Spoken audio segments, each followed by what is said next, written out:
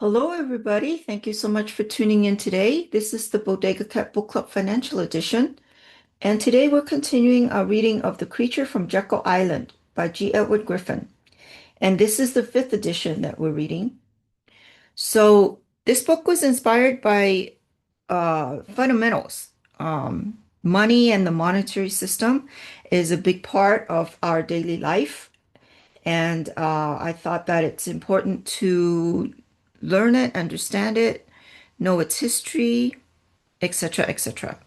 Now, officially, we are at the end of the book. We finished the last chapter, but there is a little bit of an appendix that I wanted to get into today, which is short. So today will be a short video.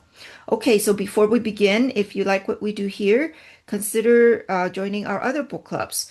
On Mondays, we have our spiritual book clubs where we read spiritual books. And then Wednesdays, we have our health book club where we read books related to health. And then next week, we'll be starting a new book on gold.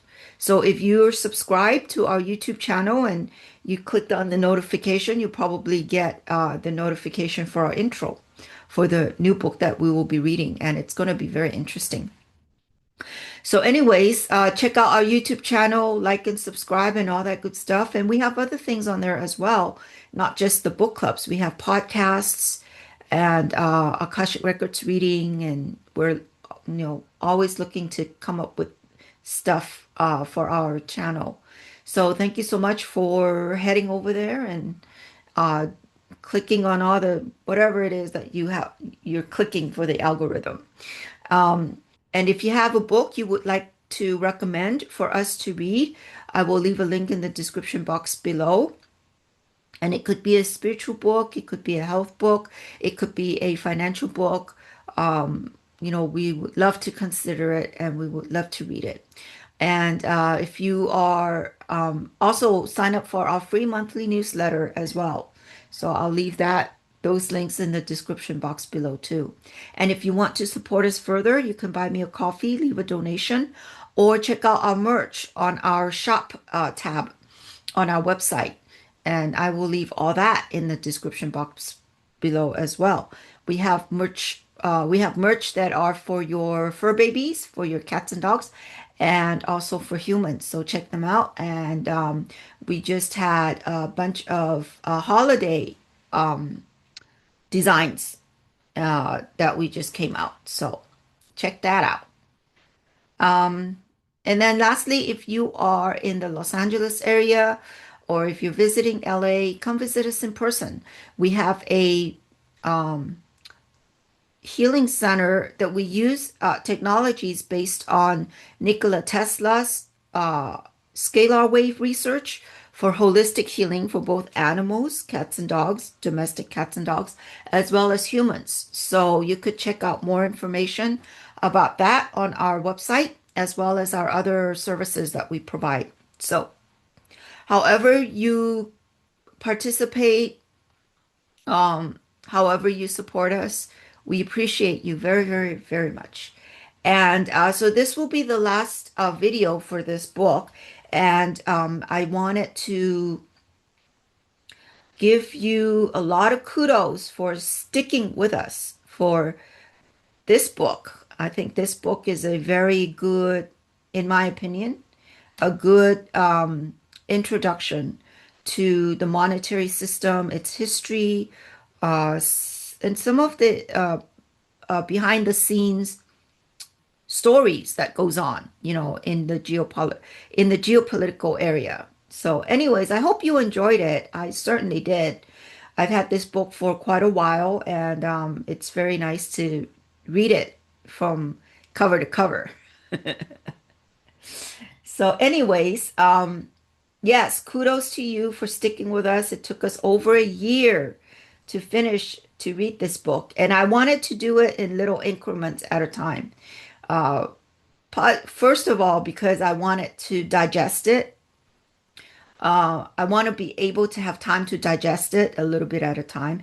And also, I'm not a professional reader or a professional voiceover, so I get tired easy. I make mistakes and, things like that. So I want to conserve my energy that way. So, which is why I try to keep my videos now.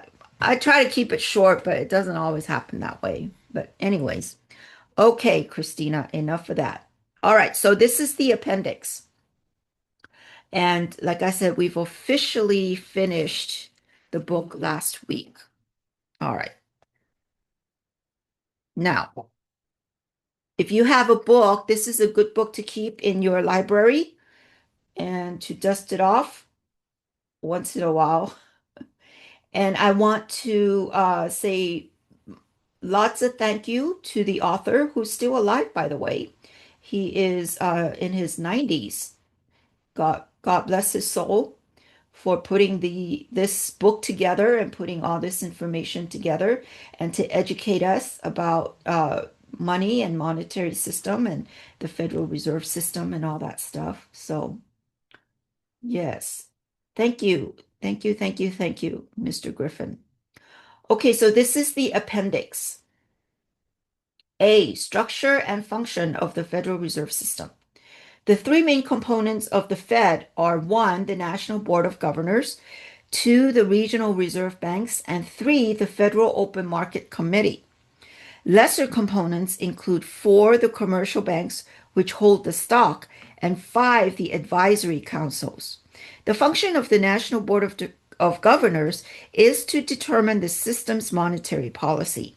The board consists of 7 members who are appointed by the president and confirmed by the Senate.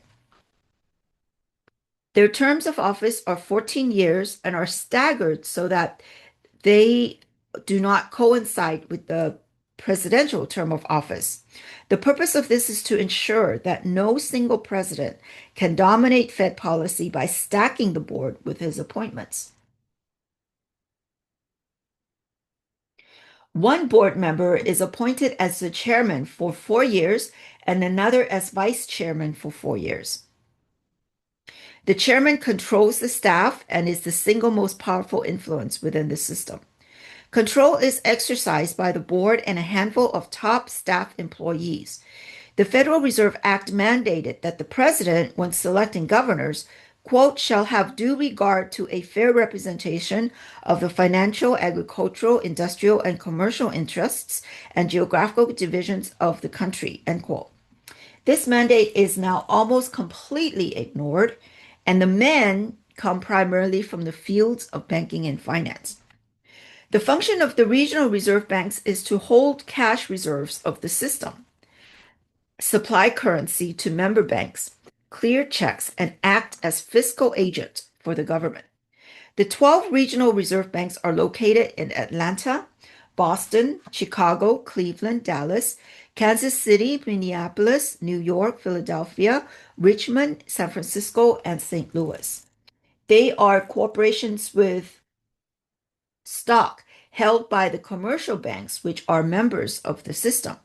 Member banks elect the directors of the regional reserve banks, of which they are a part.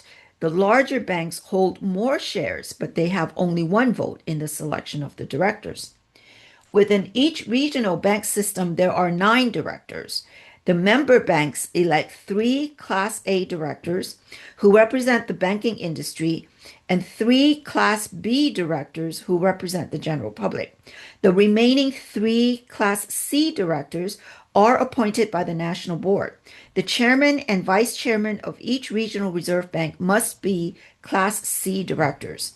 The selection of president and other officers is subject to veto by the National Board of Governors. In this way, the National Board is able to exercise control over the regional branches of the system.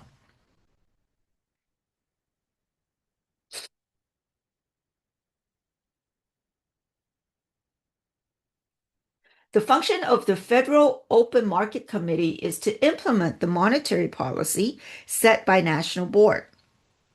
Although it exercises considerable autonomy in setting its own policy, it manipulates the money supply and interest rates primarily by purchasing or selling government securities, although it also accomplishes that through the government as well. Money is created and interest rates go down when it purchases. Money is money is extinguished and interest rates go up when it sells. Policy is formulated on a daily basis. In fact, it is monitored by the minute, and the committee often intervenes in the market to effect immediate changes. So, in other words, they can manipulate it, or it is manipulated, right? Oftentimes. Okay.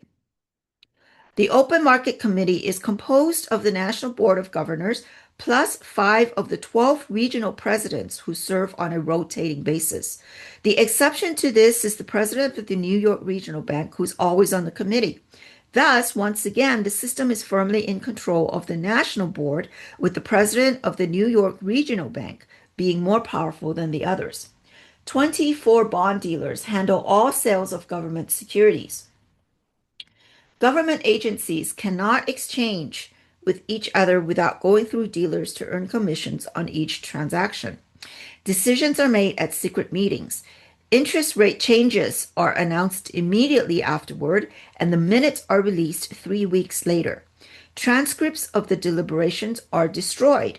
That policy was begun in 1970 when the Freedom of Information Act was passed. The function of the member banks is to conduct the nation's banking business and to implement the system's monetary policy in terms of putting money into or drawing it out of the system at the point of contact with individual or corporate borrowers. This leads to the troublesome question of ownership. The federal government does not own any stock in the system. In that sense, the Fed is privately owned.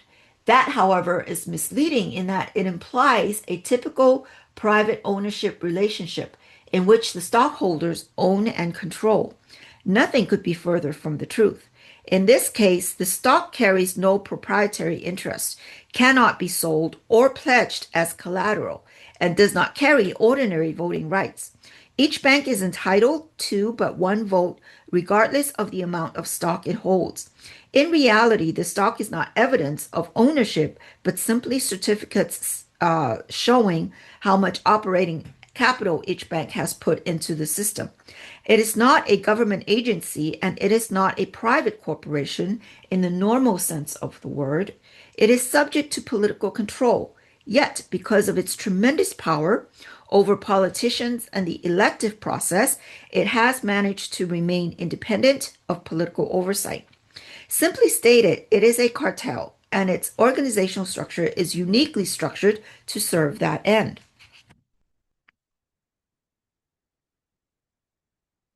Natural law number 1. Lesson. Uh, oh, sorry. I'm going to read the title here. B. Natural laws of human behavior in economics. Natural law number 1. Lesson. When gold or silver is used as money and when the forces of supply and demand are not thwarted by government intervention, the amount of new metal added to the money supply will always be closely proportional to the expanding services and goods which can be purchased with it. Long-term stability of prices is the dependable result of these forces. This process is automatic and impartial. Any attempt by politicians to intervene will destroy the benefit for all. Therefore, law. Long-term price stability is possible only when the money supply is based upon the gold or silver supply without government interference. Natural law number 2. Lesson. Whenever government sets out to manipulate the money supply, regardless of the intelligence or good intentions of those who attempt to direct the process, the result is inflation, economic chaos, and political upheaval. By contrast, whenever government is limited in its monetary power to only the maintenance of honest weights and measures of precious metals, the result is price stability, economic prosperity, and political tranquility.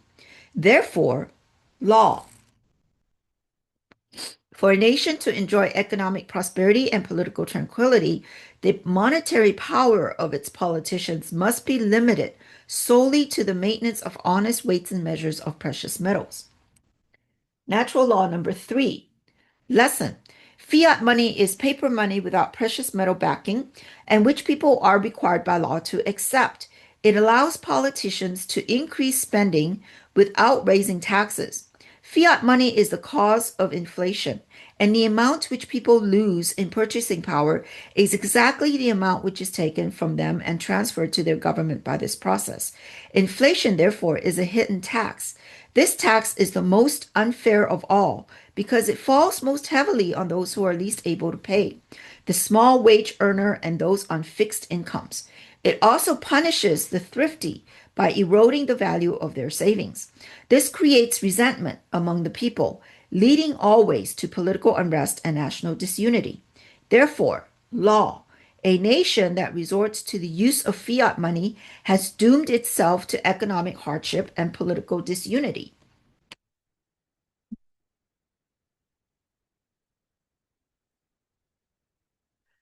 Natural law number 4. Lesson. Fractional money is paper money, which is backed by precious metals up to only a portion of the face amount. It is a hybrid, being part receipt money and part fiat money. Generally, the public is unaware of this fact and believes that fractional money can be redeemed in full at any time. When the truth is discovered, as periodically happens, there are runs on the bank, and only the first few depositors in line can be paid. Since fractional money earns just as much interest for the bankers as does gold and silver, the temptation is great for them to create as much of it as possible. As this happens, the fraction which represents the reserve becomes smaller and smaller until eventually it is reduced to zero. Therefore, law, fractional money will always degenerate into fiat money. It is, but fiat money in transition. Natural law number 5. Lesson. It is human nature for man to place personal priorities ahead of all others. Even the best of men cannot long resist the temptation to benefit at the expense of their neighbors if the occasion is placed squarely before them. This is especially true when the means by which they benefit is obscure and not likely to be perceived as such. In other words, just a side note, in other words, if they can get away with something that is dishonest and it is not likely that they will get caught, they will do it. That's what it says here. Okay, continue. There may be exceptional men from time to time who can resist that temptation, but their numbers are small. The general rule will prevail in the long run. A managed economy presents men with precisely that kind of opportunity. The power to create and extinguish the nation's money supply provides unlimited potential for personal gain. Throughout history, the granting of that power has been justified as being necessary to protect the public. But the results have always been the opposite. It has been used against the public and for the personal gain of those who control. Therefore, law, when men are entrusted with the power to control the money supply, they will eventually use that power to confiscate the wealth of their neighbors.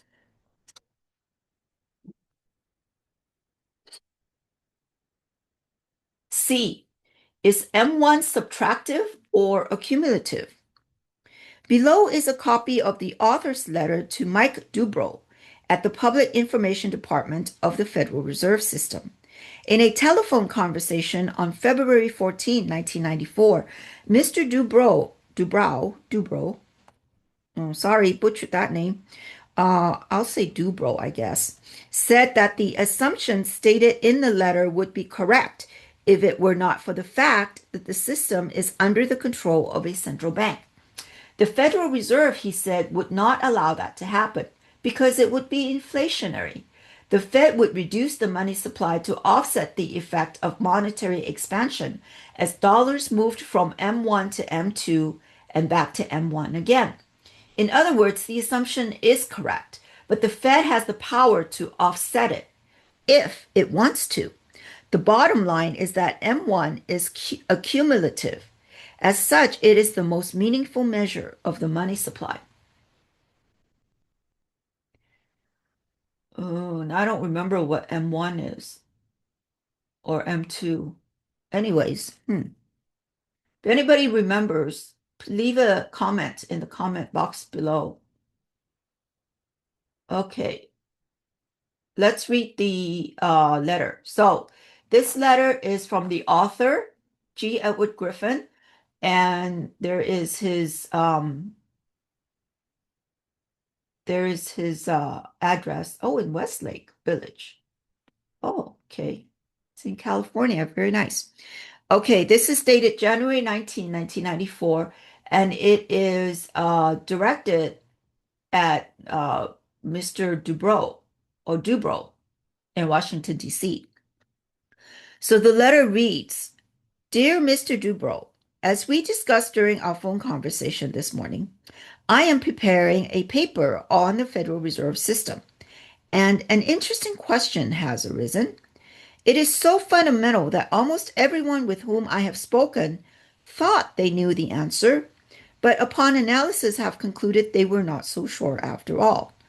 Is M1 subtractive or accumulative? It is my understanding that there are three optional definitions of the money supply. Oh, okay, here you go. Here's the definition of the M1, M2. So M1 equals currency plus short-term deposits. M2 equals M1 plus short-term time deposits. M3 equals M2 plus institutional long-term deposits. It is clear that when money is paid out of a checking account and put into a savings account, it increases M2, but the question is, does it remain as part of M1 or is it subtracted from it? Herbert Mayo, in his book Investments, Chicago Drayton Press, 1983, says, quote, if individuals shift funds from savings account to checking accounts, the money supply is increased under the narrow definition, M1, but is unaffected if the broader definition, M2, is employed. This implies that when money is moved from a checking account to a savings account, it is subtracted from M1. Otherwise, it would not increase M1 when it is moved back again from savings to checking. When we spoke on the phone, you confirmed that his interpretation is correct. But how can that be? The money moved from checking to savings or any other investment does not disappear into a vault. It is spent in fulfillment of the investment project. It is given to a vendor or a contractor or an employee and reappears in their checking accounts where it becomes part of M1 once again. It would seem, therefore, that it doesn't really leave M1 at all. It merely increases M2. I have hypothesized one possible explanation. It is that the money does, in fact, disappear into a vault or at least into a bookkeeping ledger for a short period of time. That would be the time between its deposit into the savings account and its subsequent transfer to the checking accounts of borrowers. The time period might be short, perhaps less than 30 days on the average, but it still needs to be considered when reduced when money is transferred. Sorry, I think I'm missing a line here. The time period might be short, perhaps less than 30 days on the average, but it still needs to be considered when calculating the money aggregates. Therefore, M1 is reduced when money is transferred from checking to savings, but that is only a temporary effect. M1 will be increased once again just as soon as the new M2 money is redirected to borrowers. Is that a correct explanation? Thank you for your help with these puzzling items. Sincerely, G. Edward Griffin. And his phone number. Boy, that kind of went over my head. If any of you can explain this part to me, like I'm a 5-year-old, I appreciate it very much. You could put that in the comment. Yeah, and enlighten me a little bit. I guess that's it. This is the end of the book. So the rest is bibliography. and index. Wow. Wow. Like I said, pat yourself on the back. Oops. Thank you so much for joining us. I appreciate you joining our book clubs. And we have this book in a playlist form on YouTube. We have all our books on playlist form that you can download and listen and, while you're jogging or exercising or walking your dog, or whatever. And I hope you guys maybe read it again. Um, Digest it a little bit more, do a little bit more deep dive into certain sections, and share with the community what you have learned, what your experiences are. And we will see you next time in our book club or whatever activity that you happen to support us with. Okay, bye bye now.